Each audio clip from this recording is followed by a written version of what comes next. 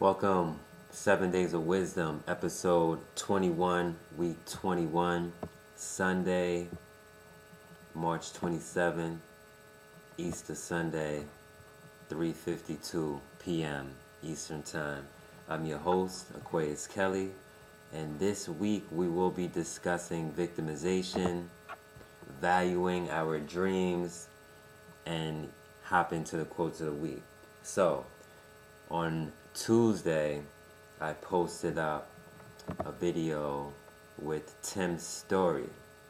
And for those of you who may not be familiar with Tim's story, he is a life coach to the stars, inspirational and motivational speaker as well. And there was just so much valuable information that I got when I checked out Tim Story's interview on Lewis Howe's School of Greatness podcast, which I posted the video on my website, loversambition.com, and you could check that out. I posted that on the 22nd, which was Tuesday, I believe. And the title of that particular episode was Overcoming Obstacles. However, two things in particular that I would like to highlight are victimization and then the importance of valuing our dreams. So number one, victimization. Tim mentioned that we have become a nation of victims, right? Maybe even a world of victims, where we've learned these stories, these victim stories that have worked for us in our life. No matter what that would be. Oh, I can't do this, I can't do that, I lack this, I lack that. Regardless of the story, it's always easier to fix the blame than to fix the problem. And I deal with this often, dealing with young people where they're always quick to point a finger at someone else. Oh, it was that person's fault, it was his fault, it was her fault. And as we grow into being adults, we often experience the same thing, even in the workplace. It wasn't my fault, it was this person's fault. Who do we have to blame? Who is not responsible for this? Who's responsible for that? Who's accountable for this? It's always about accountability, responsibility, and finding out who's responsible for what it is we didn't do, but we never want to take responsibility and accountability for the things that we did do, unless it's a good thing. So our life will be a lot better when we just take responsibility for our actions, even if it's super painful. That's the key word, super painful. A lot of times when things are painful, when things are not good, we want to shy away from it. We don't want to step up and take accountability for it. We don't want to be responsible for it, we need to get out of that. We need to learn how to step up, learn how to step out of being a victim. So step up and out of playing the victim role. Just take responsibility. It's up to us to take responsibility for our actions and hold ourselves accountable for the things that we do. All right? A lot of times when we communicate that and learn our lessons and communicate our mistakes, we come up out of things so much more insightful and so much more wiser, so that we don't make those same mistakes again. And that's the most important thing, is holding ourselves as victims never enables us to learn from the mistakes that we've made in the past. So the longer we play the victim role, the longer we hold ourselves down in oppression. All right? So we have to step out of that victimization. Second point, valuing our dreams. Why is it important to value our dreams? Why not? Right? Without a dream, we're not living. We're born to dream. We're meant to dream. Dreams are in us. They're in our DNA. When we dial in to the real us, when we dial into what means the most to us, our true innermost selves, we're all dreamers. We're all dreamers. Dreaming allows us to raise our ceiling in regards to reaching our highest potential. That's what dreaming does. Dreaming gives us visions of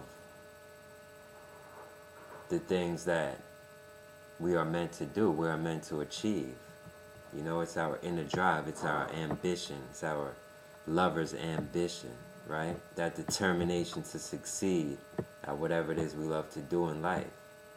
Dreams are the North Star of what it is we may be sent here to this earth to do and accomplish and achieve, our purpose, our calling, our mission. You know, dreams are our navigation, our GPS towards achieving that. So let's really dial in and value our dreams, value the things that are sent to us, value the messages that are sent to us, value the signals that are sent to us, value the signs that come to us, and really take that seriously. You know, really tap into our intuition and listen. Stop, look, and listen. And that's another thing that Tim mentioned in his interview with Lewis, is it's important that we prepare ourselves to absorb life at its fullest. The only way to do that is to stop, look, and listen. We have to be in the moment. We have to be mindful. You know, we need to stop what we're doing, look around, where are we? Listen to our surroundings. It's important that we're fully present, fully living, and fully alive in order to reach our highest potential. So that pretty much covers the points I wanted to hit for the week: victimization and valuing our dreams.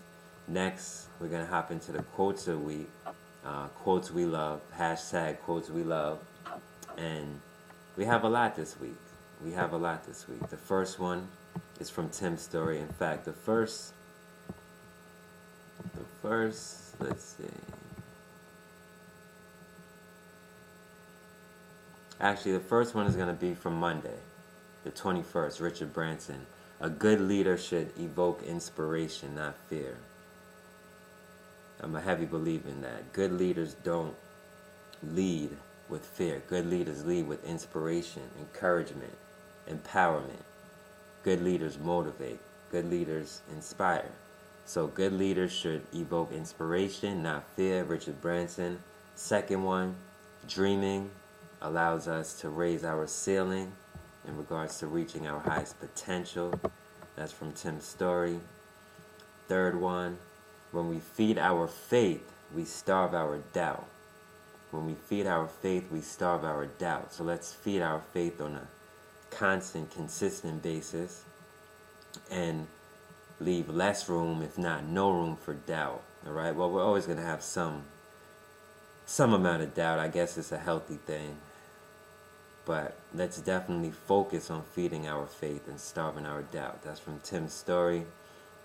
The fourth one, there's a difference. This is very important. There's a difference between a good idea and a God idea. When he said that, I'm like, wow, that's amazing.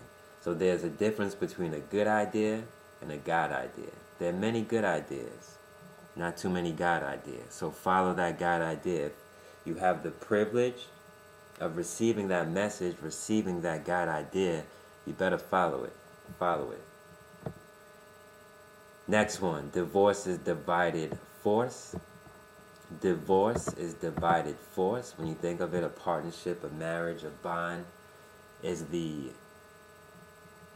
unity of forces, right? A good partnership complements. It's a complementary union, and the forces come together. So divorce is divided force. You know, that's something that stuck out to me that he mentioned. The next one from Tim's story, again, we may not be what we want to be, but thank God we are not what we used to be. So we may not be what we want to be yet, But thank God we're not what we used to be. It's all about evolution. It's all about progress. It's all about becoming better, one step at a time. So let's remain patient, and let's continue stepping forward. That's Tim's story. That quote's from Tuesday the 22nd. The next one again from Tim's story. Greatness is to manifest in utmost life. Greatness is to manifest in utmost life. Number 8. The number 8 quote of the week. Part of knowing our strengths and understanding our weaknesses is making a commitment to growth. This one's from Tony Dungy, the mental leader.